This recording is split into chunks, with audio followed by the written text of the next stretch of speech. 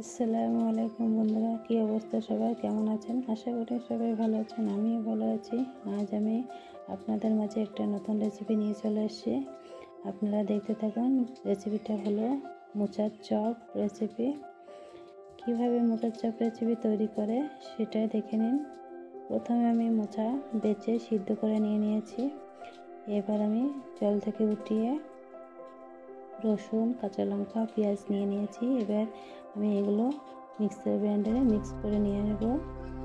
Mix করে নিয়ে চলে আসছি। দেখেন মিক্স করে নিয়েছি, ঠিক এরকম হবে দেখতে। এরকম করে নিয়েছি। আমি যখন মিক্স করেছিলাম সামান্য জল দিয়ে দিয়েছিলাম। এর মধ্যে আমি বেসন দিয়ে দিব। বেসন দিয়ে দিচ্ছি, চালের আটাও দেওয়া যায়, তো আমি চালের আটাটা দিচ্ছি না, আমি বেসনটা দিচ্ছি। বেসন দিয়ে দিলাম কিছুটা। গুঁড়ো মশলাগুলো অ্যাড করে নিব। এবার আমি গুঁড়ো মশলা দিয়ে দিচ্ছি, সামান্য লবণ, ঠিক পরিমাণ মতন লবণ দিয়ে দিলাম।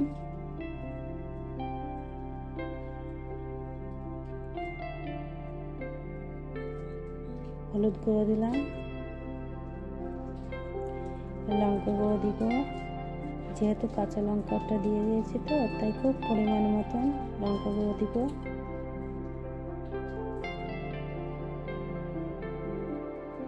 লঙ্কা গুঁড়ো দেওয়া শেষ। এবার আমি জিরা গুঁড়ো দিব। জিরাটা ভেজে নিয়ে গুঁড়ো করে নিয়েছিলাম, সেই গুঁড়োটাই দিয়ে দিচ্ছি।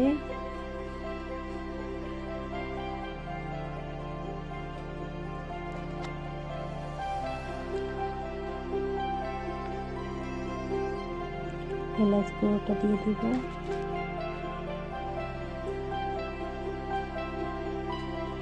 এই ভিডিওটা যদি ভালো লেগে থাকে তাহলে লাইক, কমেন্ট, শেয়ার করে পাশে থাকবেন।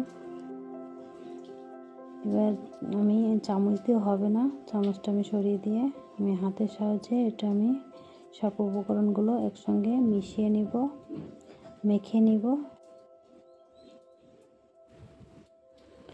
এইভাবে মেখে নিতে হবে, ভালো করে মেখে নিতে হবে, নয়তো হবে না। ভালো করে মেখে নিতে হবে। নিয়ে এই দেখেন আমার সবগুলো উপকরণগুলো মেখে নেওয়া হয়ে গিয়েছে।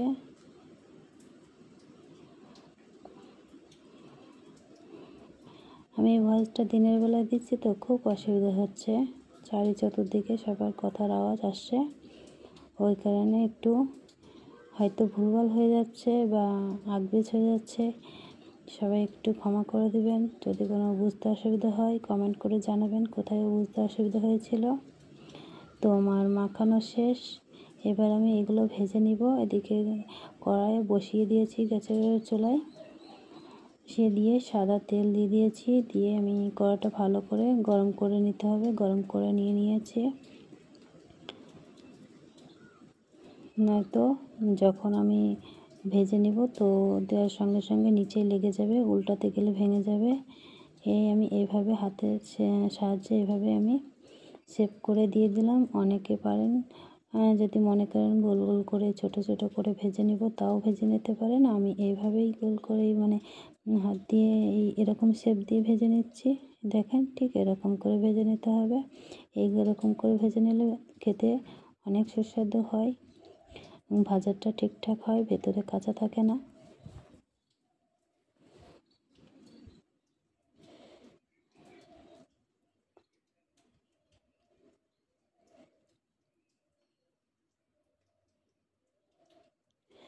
ভিডিওটা কেমন হচ্ছে তো একটু প্লিজ কমেন্ট করে জানাবেন।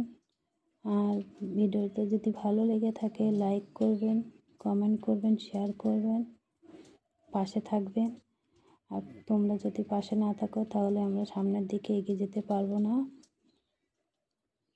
তাই বলছি সবাই একটু পাশে থাকবেন, ভিডিওটা শুরু থেকে শেষ পর্যন্ত দেখবেন, কেউ কেটে কুটে দেখবেন না। তোমার সবগুলো দেওয়া শেষ। এবার উল্টে দিব, এক পাশ হয়ে গেলে উল্টে দিব। তো এক পাশ হয়ে গিয়েছে, এবার আমি আরেক পিঠটা উল্টে দিব, আরেক পাশ উল্টে দিচ্ছি। এইভাবে খুন্তির সাহায্যে একটু চেপে চেপে দিতে হবে, তাহলে ঠিকঠাক ভাজা ভাজা হবে। কোনো জায়গায় কাঁচা থাকবে না। আর গ্যাসের চুলাটা খুব মানে অল্প রাখতে হবে, জোরে দিলে হবে না, মিডিয়াম রাখতে হবে। আমি মিডিয়াম রেখেই এই চপগুলো ভেজে নিচ্ছি।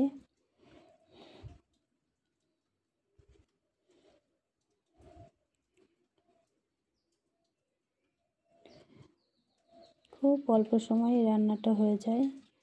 তো এরকম চপ যদি বিকালবেলা মনে করেন যে চায়ের সঙ্গে খাবেন, তো চা মুড়ির সঙ্গে জমে যাবে এরকম চপ থাকলে।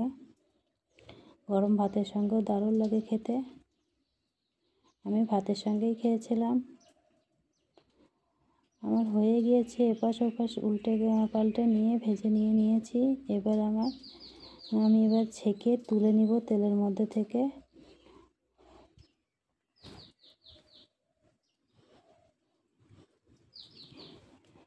এরকম একটা আমি ছাঁকনি নিয়ে নিয়েছি, ছাঁকনির সাহায্যে এভাবে আমি তেলের মধ্যে থেকে ছেঁকে তুলে নিচ্ছি।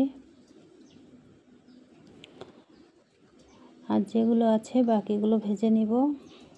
দেখেন ঠিক এমন হয়েছে। এবার অন্য একটা পাত্রে আমি পরিবেশন করে নেব। আমি পরিবেশন করে নিয়েছি, দেখেন কত সুন্দর হয়েছে খেতে, সুস্বাদু, অনেক মানে মজা হয়েছিল, দারুণ হয়েছিল খেতে। বন্ধুরা বাড়িতে একবার হলেও ট্রাই করে দেখবেন, অবশ্যই ভালো লাগবে, দারুণ লাগবে খেতে। তো ভিডিওটা সম্পূর্ণ দেখার জন্য অসংখ্য ধন্যবাদ। সবাই ভালো থাকবেন, সুস্থ থাকবেন। আল্লাহ হাফেজ।